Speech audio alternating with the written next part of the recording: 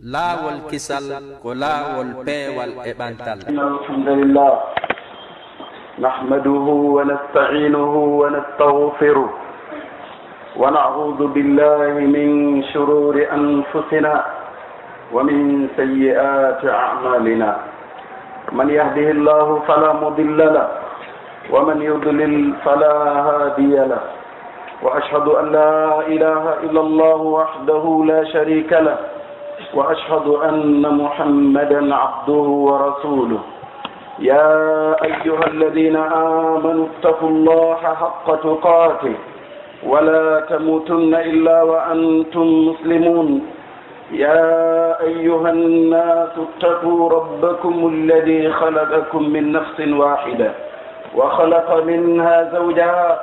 وبث منهما رجالا كثيرا ونساء، واتقوا الله الذي تساءلون به والأرحام إن الله كان عليكم رقيبا. يا أيها الذين آمنوا اتقوا الله وقولوا قولا سديدا يصلح لكم أعمالكم ويغفر لكم ذنوبكم، ومن يطع الله ورسوله فقد فاز فوزا عظيما. ثم أما بعد، فإن أصدق الحديث كلام الله عز وجل، وخير الهدي هدي محمد صلى الله عليه وسلم، وشر الأمور محدثاتها، فإن كل محدثة بدعة وكل بدعة ضلالة وكل ضلالة في النار. أعاذني الله وإياكم من البدع ومن النار. عباد الله، اتقوا الله تعالى وتعلموا اللغة العربية، فإن تعلمها من الدين. عباد الله، آيات عديدة في القرآن الكريم نوهت لأهمية اللغة العربية. أيها الإخوة الكرام، القرآن الكريم في آيات عديدة نوه بشأن اللغة العربية. قال تعالى: إنا أنزلناه قرآنا عربيا لعلكم تعقلون. وقال أيضا: وكذلك أنزلناه قرآنا عربيا. وقال أيضا: نزل به الروح الأمين على قلبك لتكون من المنذرين بلسان عربي مبين. وقال أيضا: كتاب فصلت آياته قرآنا عربيا لقوم يعلمون. وقال أيضا: إنا جعلناه قرآنا عربيا لعلكم تعقلون. أقوال أئمة الأمة الأعلام عن اللغة العربية. أيها الإخوة،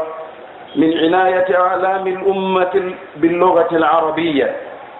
قول عمر رضي الله عنه: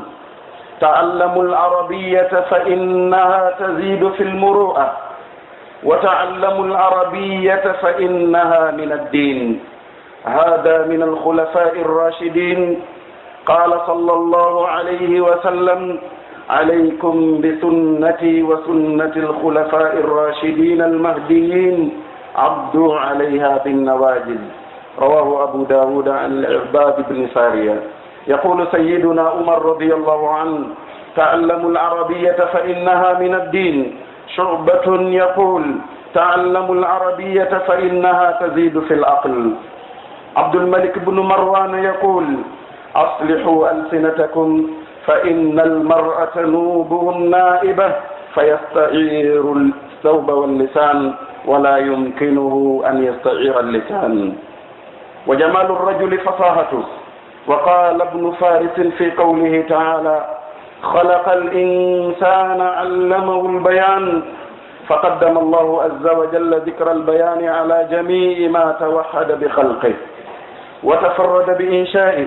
من شمس وقمر ونجم وشجر وغير ذلك من الخلائق المحكمة. الرحمن علم القرآن، خلق الإنسان علمه البيان. ومن فضل الله علينا أن الله علمنا البيان، فلما خص جل ثناؤه اللسان العربي بالبيان علم أن سائر اللغات قاصرة عنه. وقال الثعالبي: من أحب الله أحب رسوله صلى الله عليه وسلم، ومن أحب العرب أحب العربية. التي بها نزل أفضل الكتب على أفضل العجم والعرب. وقال أحد العلماء إن الله لما أنزل كتابه باللسان العربي وجعل رسوله مبلغا عنه الكتاب والحكمة بلسان العربي ولم يكن من سبيل إلى ضبط الدين ومعرفته إلا بضبط هذا اللسان فصارت معرفته من الدين. كما قال عمر عملاق الإسلام تعلموا العربية فإنها من الدين. تعلم اللغة العربية من الدين. أيها الإخوة، إن تعلم اللغة العربية من الدين. أقصد بهذا أن تنتبهوا لأولادكم. بعض أتباع الديانات أينما ذهبت في أنحاء العالم تجد أولادهم يتقنون لغتهم إلا المسلمين. حينما أسافر وأجتمع مع أبنائهم لا بد من ترجمة سريعة فورية، لأن أبناء المسلمين في معظم المهاجر لا يتكلمون العربية، وهذا يضيع هويتهم ويضيع انتماءهم لدينهم ولأمتهم. أنا لا أتكلم من فراغ، ولا أقصد باللغة العربية اللغة العامية التي يتداولها الناس. أقصد باللغة العربية اللغة الفصيحة التي نزل بها القرآن الكريم. عباد الله، تعلم اللغة العربية فرض واجب. الدليل لأن فهم الكتاب والسنة فرض واجب، وما لا يفهم إلا بفهم اللغة ففهم اللغة فرض واجب، وما لا يتم الواجب إلا به فهو واجب. وأوضح مثل الوضوء فرض، مع أن الوضوء ليس صلاة، لكن الصلاة التي هي فرض لا تتم إلا بالوضوء. وما لا يتم الواجب إلا به فهو واجب، وما لا تتم السنة إلا بها فهو سنة. فريكون يجيب باون يتدن الله سبحانه وتعالى دعاني دن نلادو ميدن محمد صلى الله عليه وسلم. الله سبحانه وتعالى ويك القرآن الكريم انوكي لدودي هيمون يجيب هولي الله نوهانا هولي ريدنون وتاون جابو ميدي ديسي ونهاركون جلبه. خذوا وديوية آية إن الله اصطفى لكم الدين فلا تموتن إلا وأنتم مسلمون. الله سبحانه دين إسلام كان دين تونجب ما يدس ونهاركون جلبه. هري غيرن ونن جلبه بي الله فالا بين ومن يبتغي غير الإسلام دينا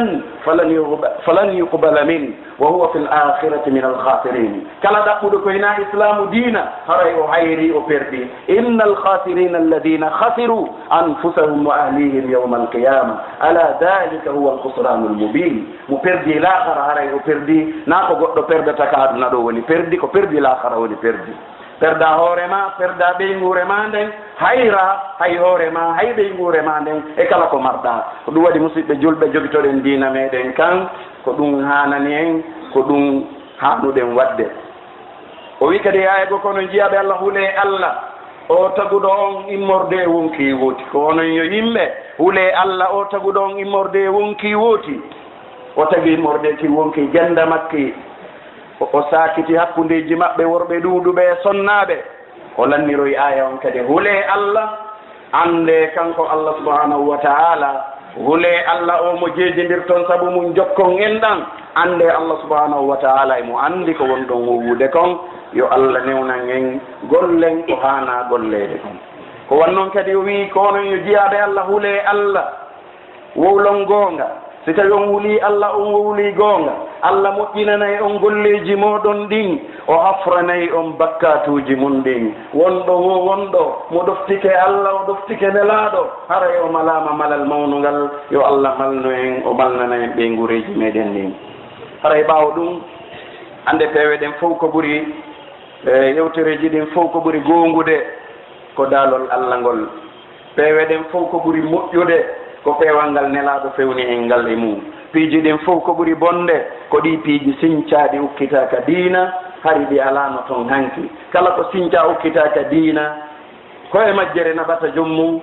majjere ko naɓata jommum kaka yiite yo allah dandu en. ko ɗum waɗi si ibnu abi dawuda o wi ka haa'iya makko o wi tamassak bihablillahi wattabi'i lhuda wala taku bid'iyan la'allaka tuflihu jogito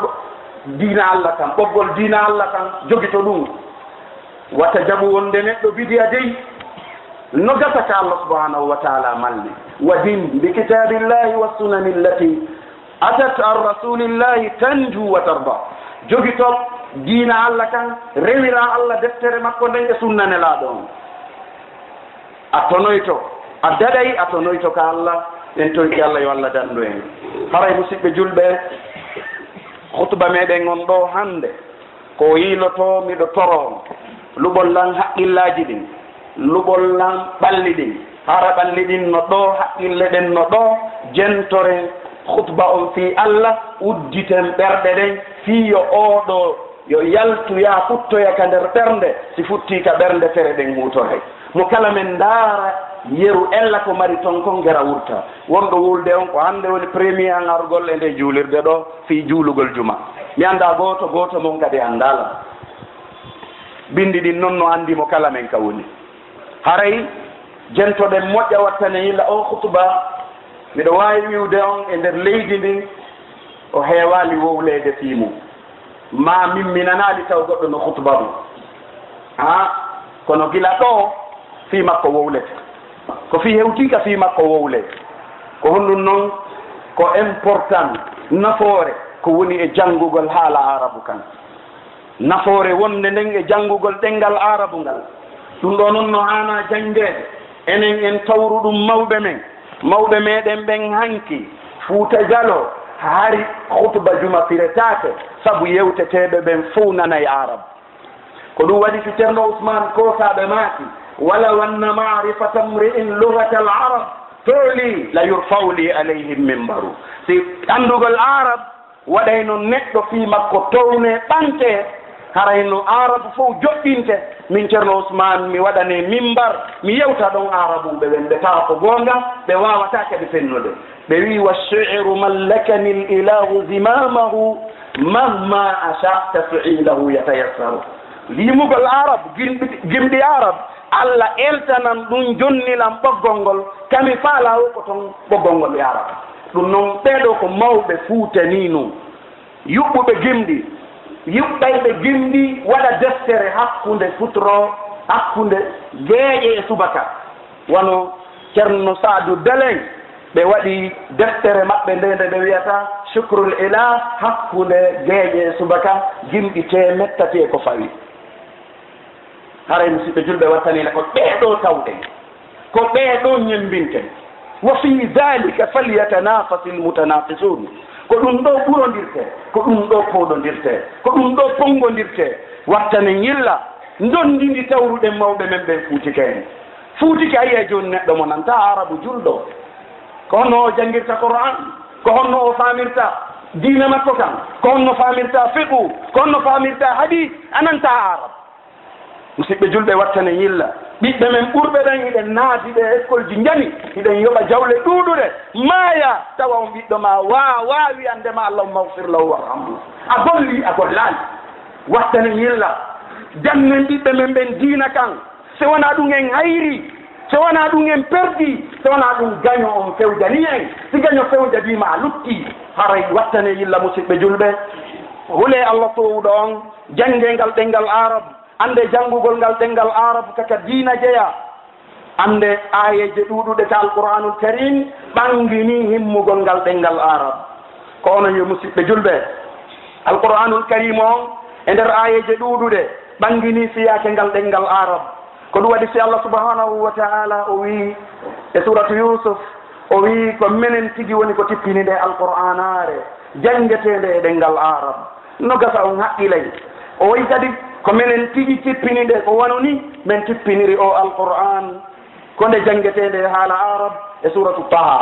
o wi kadi e aya goo tippininde alqur'anare seydina jibril ka ɓerndema am muhammadu fiya wonu jertinowo yimɓe ɓen waajoɓe hulɓiname ɗi boneji weeɓitiɗi hannde woma aksara ala ko ɓuri ɗuɗde o boneji ɗin hannde ono wonɓe madina ɓen iɗon ɓurlan anndude sa udditiɗo gite ɗen ko saati ko yi'a ko fottoye maka Allah subhanahu wa ta'ala ɓay ko ndarata ko harmi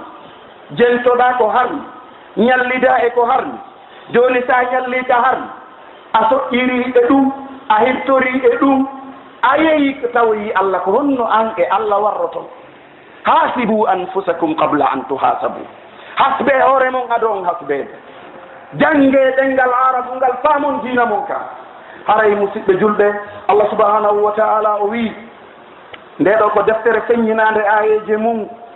e haala arab jangetende kadi e haala arab wonande yimɓe ɓe ɓe hino anda ko wannoon kadi o wiye aya goo min waɗi nde alqur'anare jangetende e haala arab no gasa on haqqilay konngudi hooreɓe mofte ɗen fi himmugol ngaal ɗengal arab kono yo musidɓe julɓe no jeeya e wattangol illa hooreɓe mofte islamu ɗen e ngaal ɗengal arab ƴettoyen ɗum ka woɗɗi tawi ƴettu takko ga ƴetten ka woɗɗi o andi ko no ɓatorɗen nelaɗo o hendorɗen ko laaɓi no woɗɗitorɗen nelaɗo o ñoogeɗen ukkiti ko ɗum waɗi seydna oumar radiallahu an yo Allah weltano kala weltaniɗomo tikkana kala tikkanɗomo o wi jangengal ɗengal arab ande janngugol arab kaka diina jeeya jange arab ande janngugol arabu ɓeydey moko bayagal ɓeyday neɗɗankeyagal jange arabu ande janngugol arabu kaka diina jeeya oɗo noon ko jeeyaɗo e lontiɓe nelaɗo fewɓe fewnoɓe ɓen nelaɗo Allah sallllahu alayhi wa sallam ɓe maki hadise selluɗo ɓe maki mi yamiri on jogite sunna on e sunna lontiɓe lam ɓen ɓe fewɓe fewnoɓe ŋatiron ɗum ƴakkirɗe ɗen wata fuuto on ko wannoon saydna oumar kadi o maki jange haala arabu kan ande dey janngugol arabu kaka diina jeeya o wiyeteɗo Shu'ba o maki o wi jange arab ande janngugol arabu ɓeyday hakkil ndaare ɗo noon enen philosophie wonɗo on hannde e l'école ji meɗen ndi sa nabi pay kumma ko windugol ɓe yettoma kisan awa haray deyi menen ko be o ara révision o yahata janngugol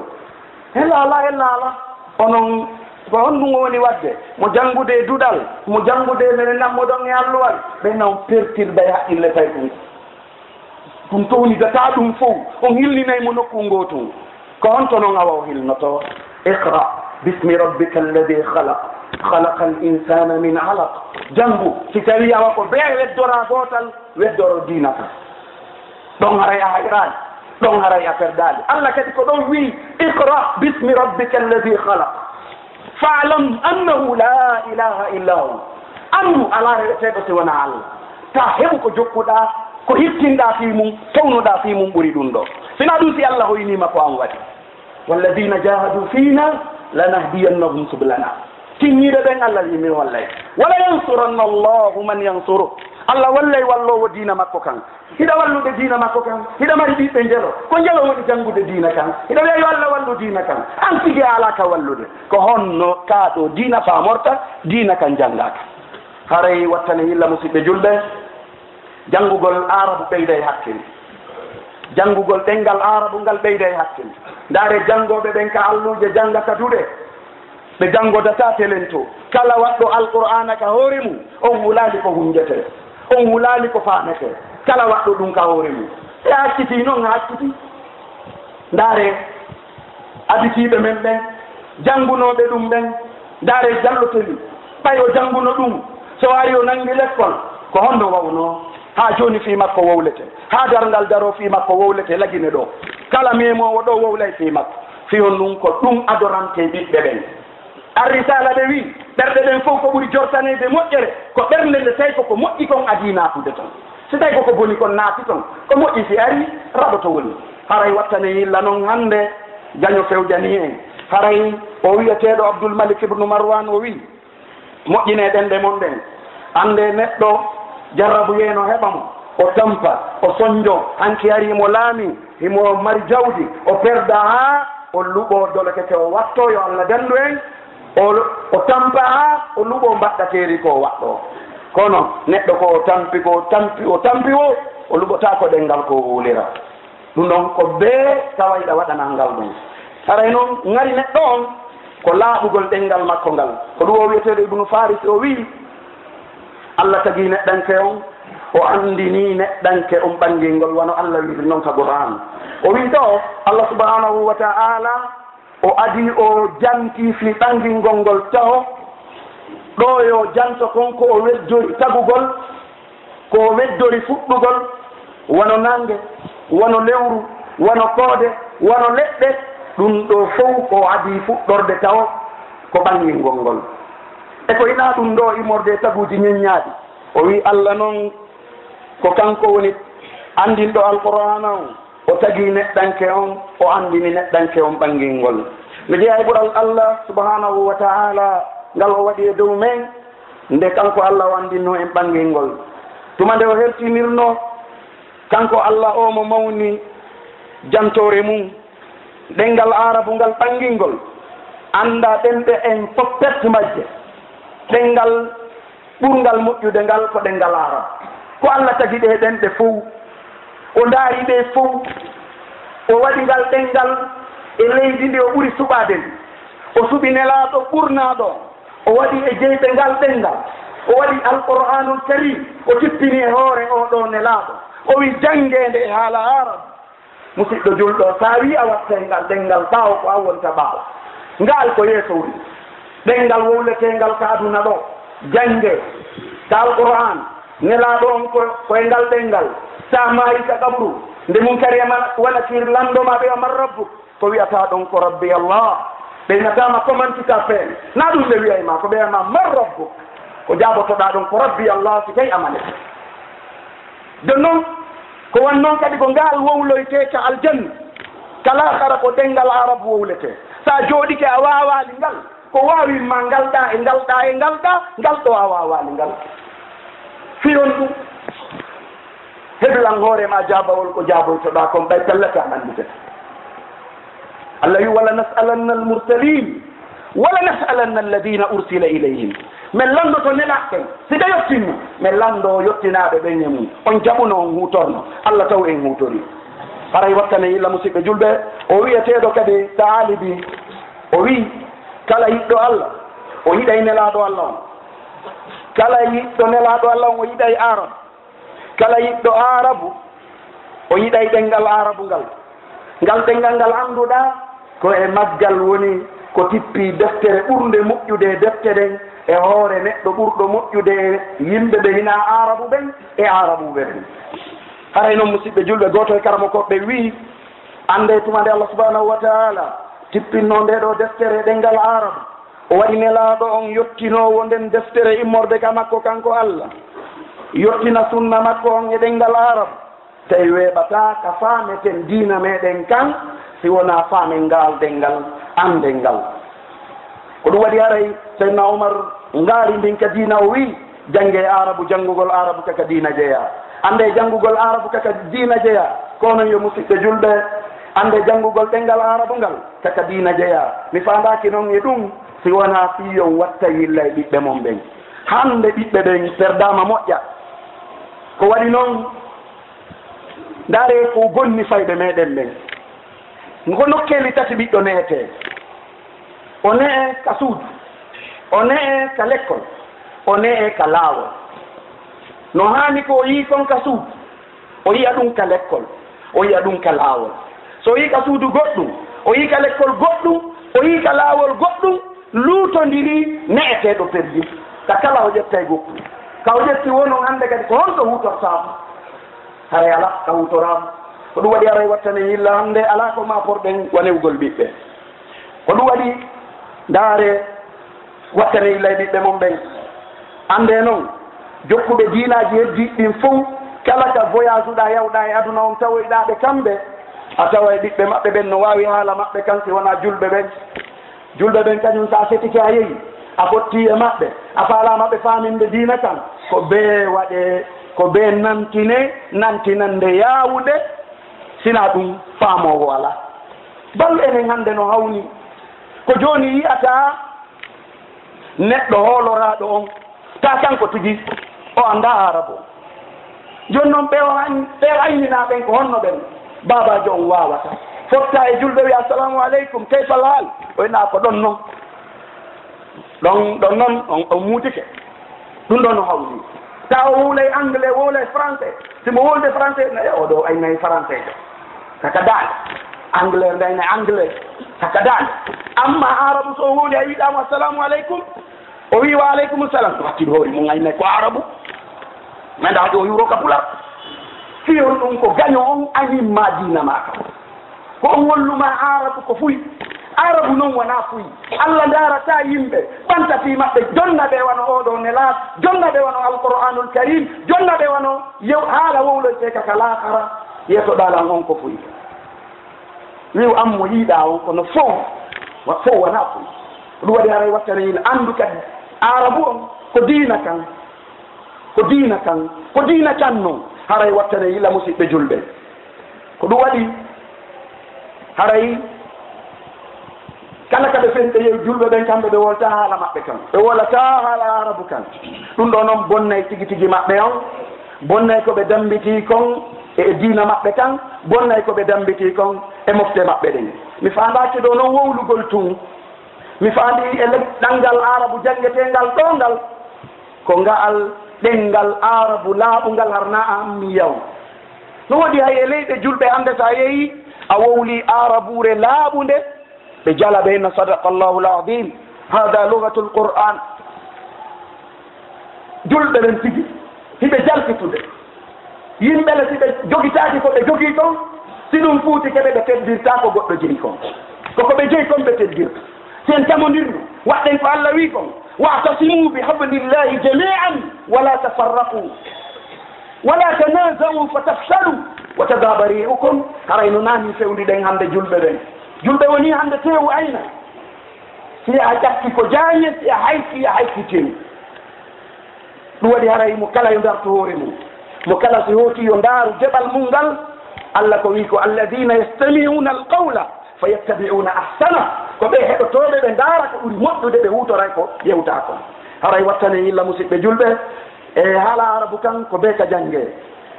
ko ɗengal arabu laaɓungal ngal janngete janngugol arabu ko farilla waɗɗiiɗo fiyon num seede o deftere allah nden faamugol nde no waɗɗi sunna nelaaɗo on faamugol mo no waɗɗi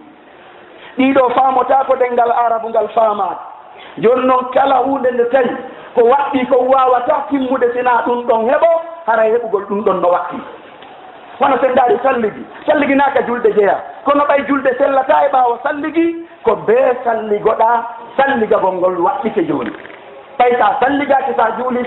julde nden jaɓetaake haray musidɓe julɓe wattani yilla haray noon kala ko tawi sunna on waawata timmude sinaa ɗum heɓo haray ɗum ɗon ko sunna aqulu qawli hada wa astahfirullaha li wa lakum fastahfiruhu innahu huwa alghafuru rahim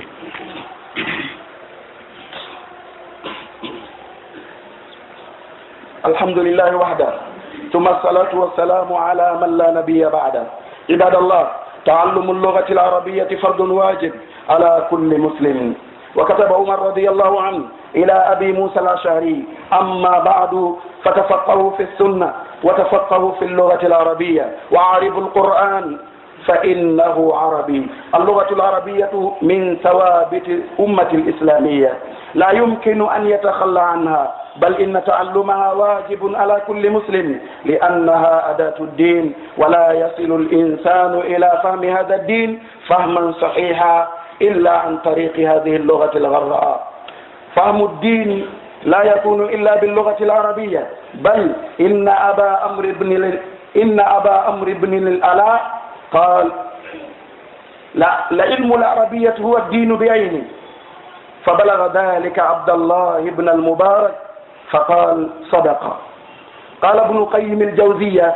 رحمه الله وإنما يعرف فضل القرآن من عرف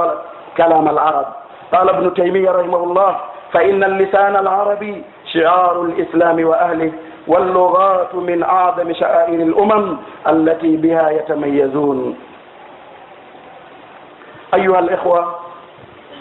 كتب عمر إلى أبي موسى الأشعري أما بعد فتفقهوا في السنة وتفقهوا في العربية وعاربوا القرآن فإنه عربي، لأن المنهج التفصيلي في الدين فيه أقواله صلى الله عليه وسلم وأعماله. ففقه العربية هو الطريق إلى فقه أقواله، وفقه أقواله هو الطريق إلى فقه أعماله. إذن تعلموا العربية فإنها من الدين. يقول الإمام الزمخشري في بيان فضل العربية وأنه لا غناء لعلم من علوم الشريعة عنها، ذلك أنهم لا يجدون علما من العلوم الإسلامية فقهها وكلامها وتفسيرها وأخبارها إلا وافتقاره إلى العربية بين لا يدفع، ومكشوف لا تتقنع. قال المستشرق الألماني كارل بوركلمان: بلغت العربية بفضل القرآن من الاتساع مدى لا تكاد تعرفه أي لغة أخرى من لغات الدنيا. والمسلمون جميعا مؤمنون بأن العربية وحدها اللسان الذي أحل لهم أن يستعملوه في صلاتهم. وقال المستشرق الألماني نولدك عن العربية وفضلها وقيمتها: إن اللغة العربية لم تصر حقا عالمية إلا بسبب القرآن والإسلام. قال الثعالبي: اللغة العربية خير اللغات والألسنة، والإقبال على تفهمها من الديانة. قال الشافعي رحمه الله: ما جهل الناس ولا اختلفوا إلا لتركهم لسان العرب وميلهم إلى لسان أرسطو. ويقول الحاكم الفرنسي في الجزائر بمناسبة مرور 100 عام على احتلالها: يجب أن نزيل القرآن العربي من وجودهم ونقتلع اللسان العربي من ألسنتهم حتى ننتصر عليهم. يقولون: إن أهم الأساليب للوصول إلى تدمير أخلاق المسلم وشخصيته يمكن أن يتم بنشر التعاليم العلماني. يقول المبشر تكلي: يجب أن نشجع إنشاء المدارس على النمط الغربي العلماني، لأن كثيرا من المسلمين قد تزعزع اعتقادهم بالإسلام والقرآن حينما درسوا الكتب المدرسية الغربية وتعلموا اللغة الأجنبية، التبشير والاستعمار. هاي جيابيل وطني إلا إنغال دنغال عرب جنغال دنغال عرب ande jangugal gal dengal ko fari la waɗiɗo e hoore kala julɗo. ko ɗum waɗi Seydina Omar ibn al-Khattab o windani o sahabajo wi'eteɗo Abu Musa al-Ash'ari, o wi: gere jangon faamon sunna moɗon on, sunna nelaɗo on, jange ɗengal arabu ngal faamon ngal, irbe alqur'anare nden, ande alqur'ana on ko o arabu, ande noon haala arabu kan ko kaaɗo tabintinta mofte islamu ɗen. ko ɗum waɗi ayɓe islam ɓen ɓe moɓodirno, ɓe ndaari ɓe wi enen siɗen noddande sen immini noddoyoɓe ka julɓe ɓen haray ɓe mari faandundeji ɗiɗi: faandunde liɓugol e faandunde darnugol. faandunde liɓugol ngol ko ittugol julɗo on ka diina makko, pottinamo e aadaji makko diina ɗin, pottinamo e diina islamu kan. amma mawgol ngol ko artirgol mo ka diinaji maɓɓe kamɓe.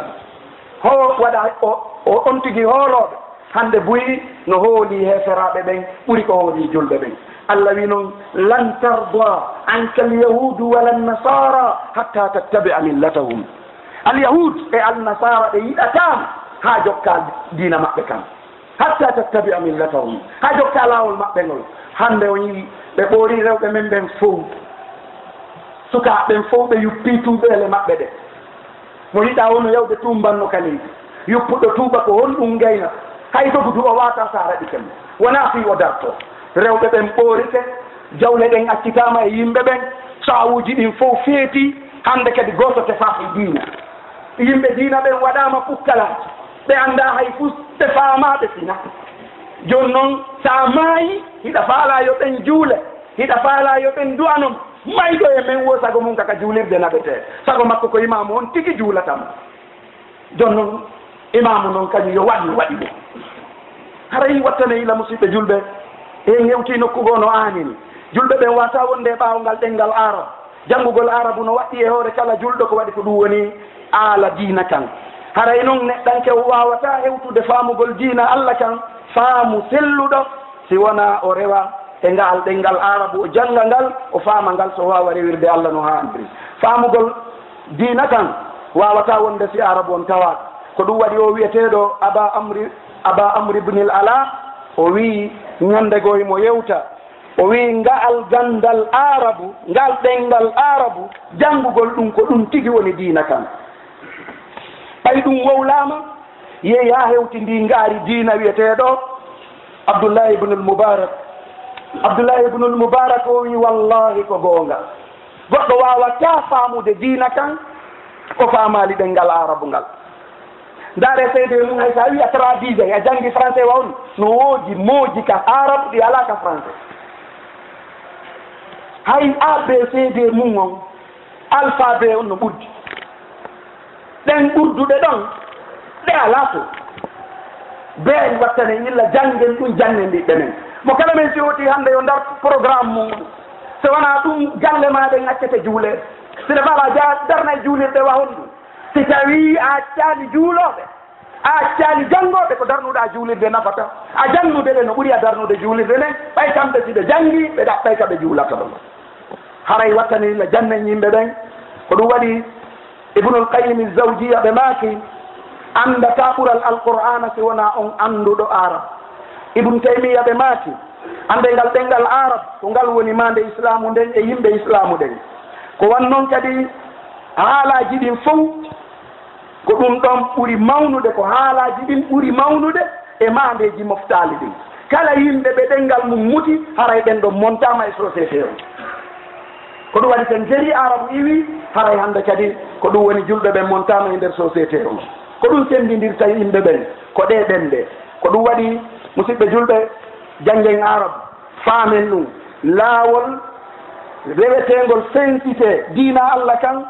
no e mum konnguɗi nelaɗo ɗin no e mum golleji nelaɗo ɗin joni noon faamugol haala arabu kan ko ɗum woni laawol rewetegol ngol fi faamugol konnguɗi nelaɗo ɗin ko ɗum woni laawol rewetegol ngol fi faamugol e golleji nelaɗo ɗin ko ɗum waɗi jangge arabu janngugol arabu kaka diina jeeya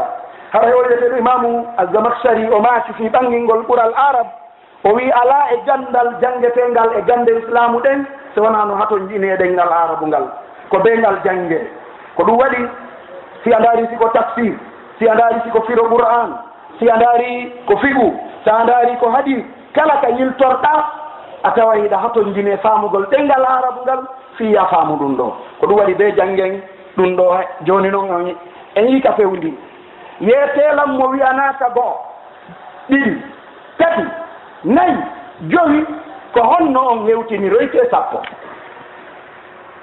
naya kontu ha joyi joni ko ya yawti ko yoɗaka jeeɗɗi yaha koko diwɗa ɗon ha maya a yiyay lorrano hay wonoyɗa docteur a wiyay lorra ko diwnoɗa goo ha joyi on ko joni noon ɗum ɗon ko yoddiɓe mo kala kadi no weltori enen tigi iɗen yawde yeesoɗen ɓe he o lekkolji diina joni tayti ɗum famata fuy an yeeso on ko honɗum addi secret ji buyno toon en famade ko fiyon ɗum waɗi paykummaku ɓe ko forcé ko ɓe o révisoya ɗandi ko fiyon ɗum forcé on ko honɗum ka l'école ko ɓe yoɓata métre jon ko yonata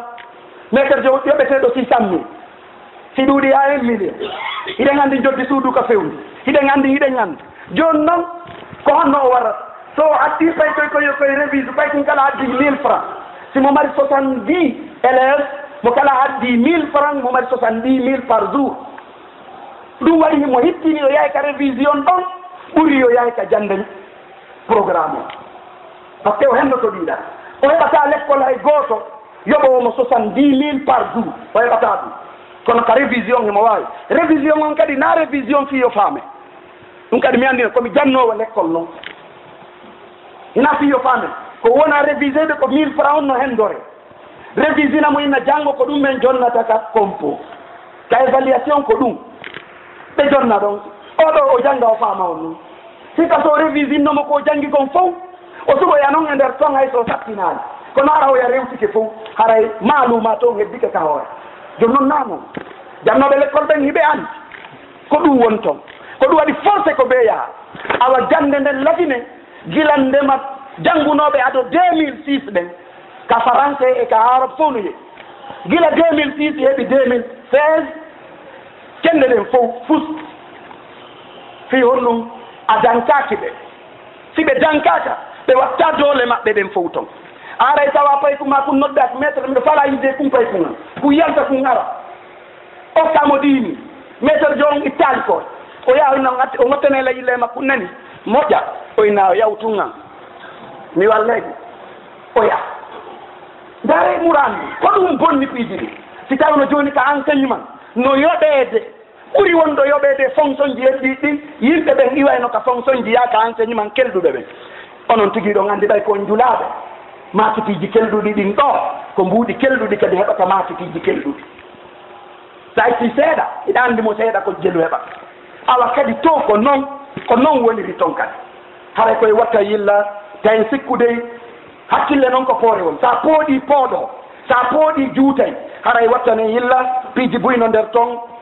on aroya yiwde son tefi on ɗaɓɓiti kono fof ko ɓuri weltindade fi ɓiɗɗo mum yo janngu ko onon julaɓɓe sago ma a mankata madina pay kun noon ko nagge e ɗo e soggowo ɗo on ko maître jo soggowo on ko am babajo on ɗoweteɗo on ko fay kunkun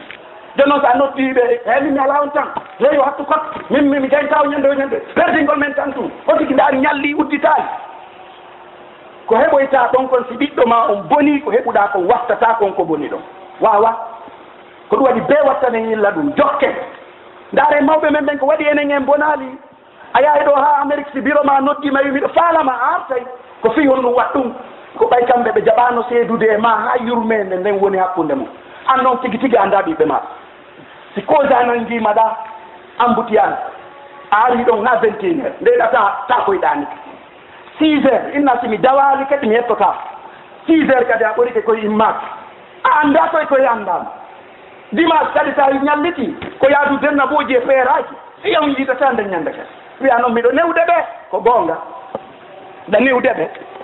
ko ni an baben ma ne'irma ko ni ɓe dankornoma ha mo kala men yo ndaaru kullukum ra'in wa kullukum mas'ulun an ra'iyate on fof ɗon haynina on fof ko landitorteɓe ko enna ɗon janne ɓiɓɓe ɓen diina kan faamineɓe diina kan diina kan wi ɓiɗɗo ma on wala taqul lahuma uffin wala tanharhuma wa qul lahuma qawlan karima wahfid lahuma janaha dhulli min arrahma ko ɗum islamu ne'irta ɓiɓɓe ɓen kun ɗon arata adda filan ko fiɗe suudu ndu kilan ko bonnatoluɗe maɗen fi on ɗum allah wi mo wataw mus on addata hayre fiɗe musidɓe julɓe be janggen diina kan faamen ka sen famali ka en hayri ko ɗum waɗi ko woni en bonirde kon nde yiɗa yeƴƴitoyo tawa moƴƴiteta hande kadi ko ɗum waɗi haray be faamen diina kan haray mi ƴettani en kadi kayɗe islamu ɓen ɓe wi alhaqu ma shahidat bihi l aada ko woni gonga koko gañoma on feejiti kon dare ɗo neɗɗo goto e orientalisme e yiltiɓe ɓen jokki islamu no janngude faama islamu on bonna islamu on kanina islamu on jonna islamu inde bonɗe ndaare ko wowli ɗo kon o irriti goonga ɓay ko goonga gandal yiɗa janngata ko be wowla goonga ɗum gandal ngal naɓeyata be wowla goonga ko ɗum o wi ɗo o menta Karl Borkelman ko almanjo o wi hala arabu kan yottike kaka hewti ɗon e yaajede sabu ɓural ngaal ɗengal arabu ko sabu ɗum waɗi ha arabu hewti ka tawi ɗen ɓe heddi ɓen fof wawa hewtude ko ɗum waɗi haray musidɓe julɓe ɓen fof no fottani ko ɓe wawi gollitirde ka nder julɓe maɓɓe hara kono haniri noon ko ngal ɗengal arabu ko arabu ɓe janggata ɓe juula gila ka wiɗa allahu akbar ha ka salminɗa ala haala goo ka ukkitata toon sina arabu no yoni arabu on faha yoni arabu ko gungire sa yehi notoyagol haj a wowlata sina arabu labbayk allahumma labbayk inna alhamda wa nimata lak wal mulk haysi ko français jo haysi ko anglais haysi ko américain jo ko ɗum o notorta o accay anglais nden o accay français nden ko arabure nden o notorta ɗon ko ɗum so ine a halla o notiki ɗum ɗo yoni fa sen weltindike ɗum ɗo haray ganda ko guerɗen gueren jangden ɗengal arabu ngal ko ɗum ɗo julɓe ɓe gollitirta wan noon kadi oɗo neɗɗo wiyeteɗo nol dik wande yimɓe maɓɓe ɗe no metti janngude oɗo kadi no wola fi arabu e ɓural mum o wi ande ngal ɗengal arabu ngal wawali hewtude ha ka ngal hewti ɗon e hoore goonga si wona sabu nde alqur'anare e sabu ka diina o wiyeteɗo taalibi kadi o wi ande haala arabu kanko kam ɓuri moƴƴude e ɗende ɗen fof fewtutugol jannga ɗum ko ɗum ɗon no jeeya ka diina ko ɗum waɗi imam Shafi'i o maaki yimɓe ɓe majjali diina mum kan ɓe yeddodiri hakkundeji maɓɓe si wona sabu ko ɓe acciti ɗengal arabu ngal kon ɓe ooñi e janngugol ɓenɗe arosto en e ko nandi ni ko wan noon lanɗo gooto e lamɓe leyɗe ayɓe islamu ɓen tawi ɓe colonise leydi ɓayɓe colonise ndi woni duuɓi temedere hiɓe weltade batte mum o waɗi ɗo yewtere o wi no waɗɗi en nde itteten nde alqur'anare hakkunde julɓe ɓen tawa suudu ndun goɗɗo aray toon jannga wala taqrabu zina goɗɗo arano e samburu ndano zinde toon aya on jaltinali wonɗo zinde on ka nder suudu toon ɓay kanko o heɓayni ɓale on ko yoɓa minen yo yoɓutu a ndarata ko iwtiri ɓaawo ko ɓe wi noon zina ko ñamande si a ñawli nde yoɓete e ma si wona ɗum ɓiɗɗo ma si wona ɗum kaanirawo ma si wona ɗum darna galle zine e nder majji kono zina ko ñamande ko ɓeeyoɓe yo Allah dandu en noon haray wattane yilla o wi ɗum ɗo o wi itten qur'an hakkunde maɓɓe hara goɗɗo wiye wala yahtob ba'dukum ba'da ka jooɗa o anani ko minani rimero fewndo ɗo sen juuli tinna en hewti ka yaaseɗa e ñowgol yimɓe tawi sa wonino ka juulirde a yaltani ɗa windanede baraji ɗa windede ko a wonɗo juulude ha yalta toon fodde a tayraka accadu noon fof ɓay ɗon ko moƴƴere nden cheytane naɓe to e wowlugol nani ko feƴƴi kon ndeñande nanno ɗuma radio nda mo nanno ɗum ɗa qiila wa qaala wa kasratu su'al e ɗuɗɗingol lande ara e wattane yilla musidɓe julɓe o wi ɓoren ɗengal arabu ngal ka ɗenɗe maɓɓe o wi joni noon ko honno warreten ha wawen hewde ɗum o wi ko warreten ɗum ko yen geru siñten école ji waɗen ɗin hara ko e laawol ɓe yimɓe hirnande programme ji ɗin ko gooti defte ɗen ko enen jonnata ɓe tuma nde ɓe jangi ɗum ɓe faami ɗum hande kadi ko hakkille men ɗen ɓe jogii ko faala ɗen woyen waɗay e ma minen fewdo men naadete l'école hari l'école do a yoɓata fusɗo ɓe jeeje naata l'école kala gila e big kala ko gollitirte toon ko yo tuuse tu joni noon hay sa winda e mo a yoɓay par ce que andi important mum joni e kadi sa hewti hay ka laɓutani sa wi docteur bonjour goɗɗo ari docteur o jarama o daramo bonjour on o fiilomo ɓe yara to régula ɗum ɗo fof ko waɗɗum ko ɓeymi jangga si mi yeyende biko ɓe fof mi naada e koye